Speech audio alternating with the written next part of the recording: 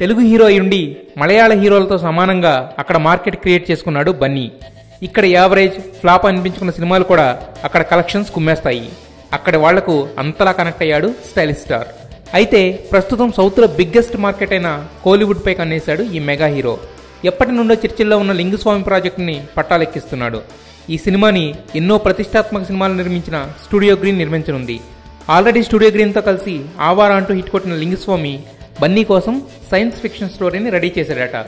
Studio గ్రీన్లో production number 12గా start అవుతున్న ఈ సినిమాని దువ్వాడ జగన్నాథంతో ప్యారలల్గా షూట్ చేస్తారట. ఇలాంటి క్రేజీ కాంబినేషన్తో కాలీవుడ్లో అడుగుపెడుతున్నందుకు హ్యాపీగా ఫీల్ అవుతున్నాడు అల్లు అర్జున్. అయితే ఇది తెలుగు తమిళ్లో రూపొందే బైలింగ్వల్ మూవీ కావడంతో హీరోయిన్ నుండి టెక్నీషియన్స్ వరకు అందరినీ 2 లాంగ్వేజెస్లో క్రేజ్ ఉన్న వాళ్ళనే తీసుకోవాలని చూస్తున్నారట.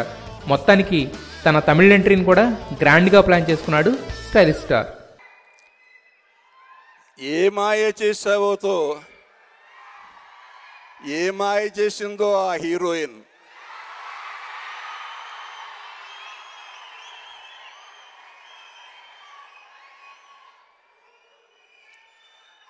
చేయుతూ ఎన్ని సినిమాలు చేసినా